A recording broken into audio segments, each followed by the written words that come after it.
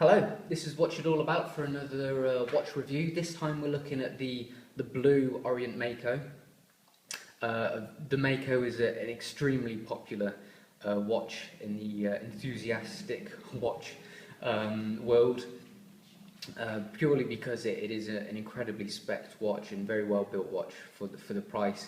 You can usually get them for around about £100, so it is very, very impressive for the price.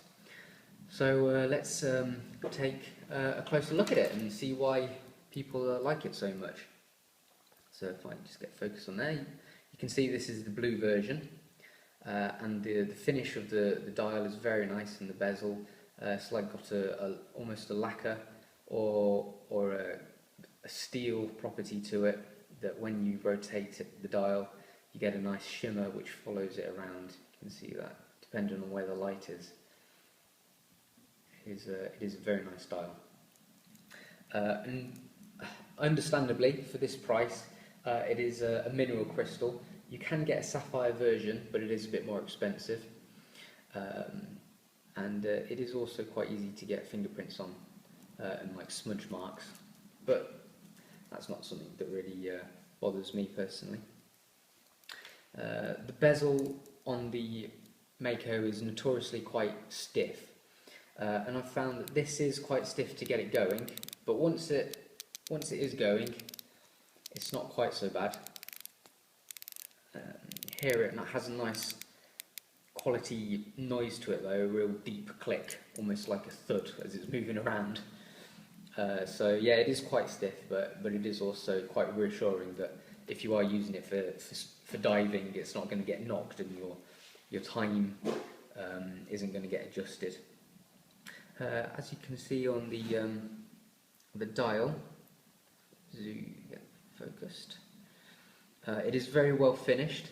The hour markers, the numerals, and the hands are all very well finished.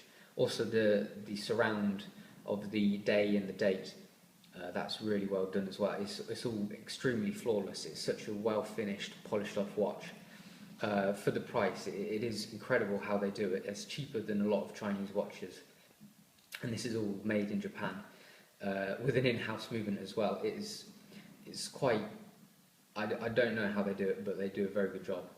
We'll have a look at that in closer detail later on when I put on the macro lens.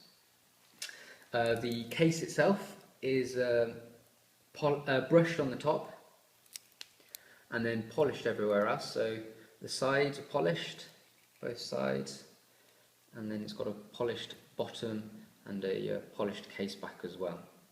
On the side here we have two crowns.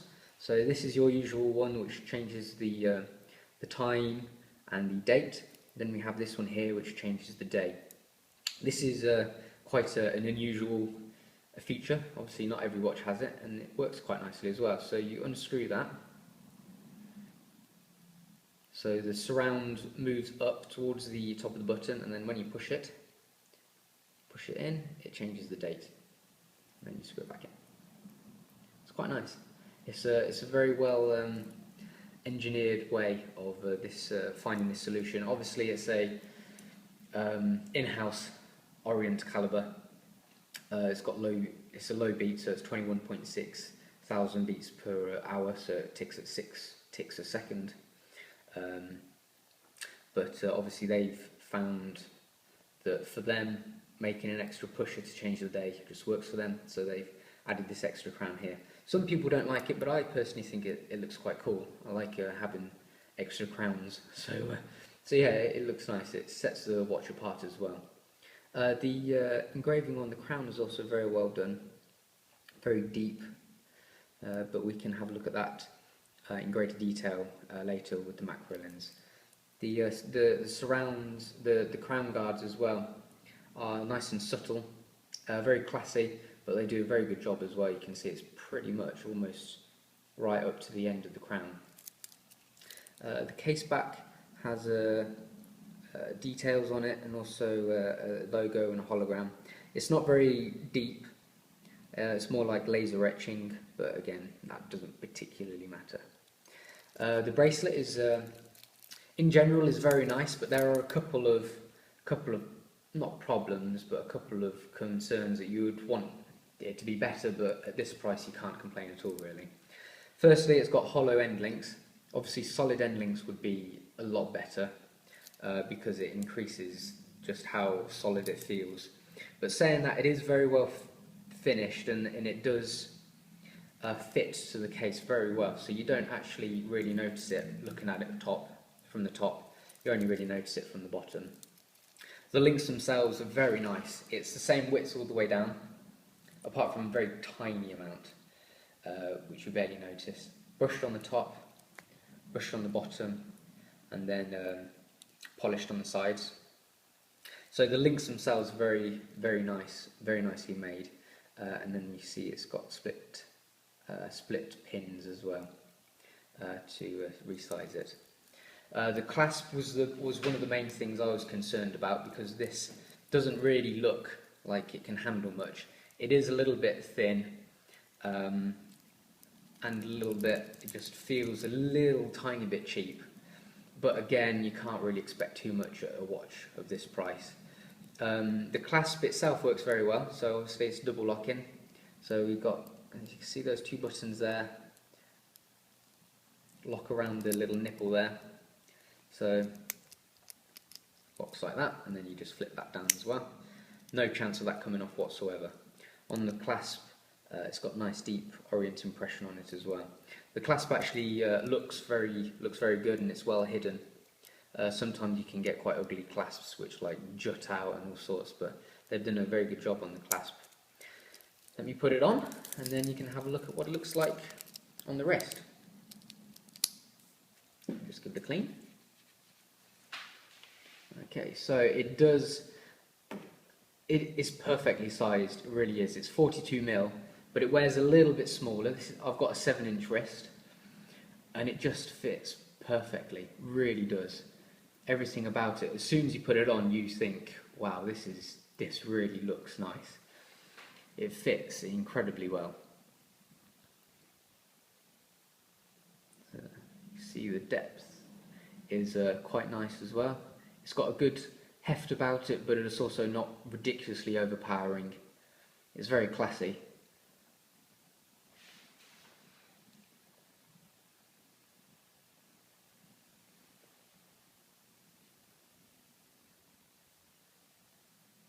Okay, so let me put the macro lens on, and we can have a look at it in closer detail.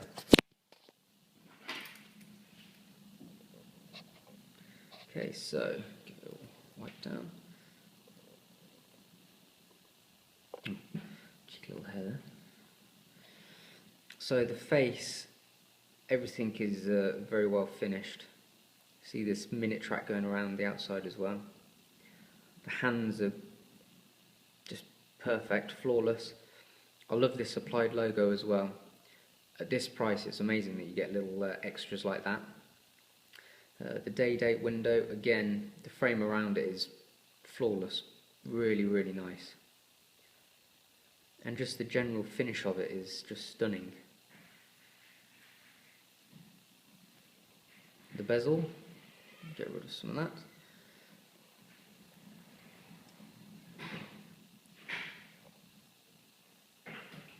Excuse the person who's through the door.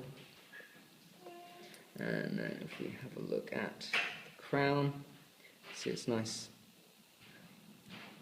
deeply embossed, very good. And there's the pusher as well. See the finishing on the cases, it's very nice. And then if we just look at the case back, see it's not too deep. Could be a little bit deeper, the etching. And then here's the hollow end links. And let's just have a look at the finishing on here as well.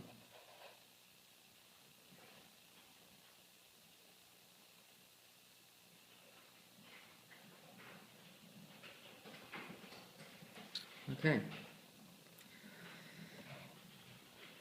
It's got a nice tip on the second hand. Take that back off. So it is a very impressive watch for the money. To think that it costs around about £100 and you get in a completely in-house movement and a very well finished, well built watch is amazing, really. There are a couple of things that would be nicer, but obviously, understandably, you can't have everything at this price. Namely, I would like a sapphire crystal, solid end links, and a slightly better clasp interior of it. But again, you can't really complain too much, can you? So that's it for the Blue Mako. Very nice watch, and I would highly recommend it. So that's me signing off.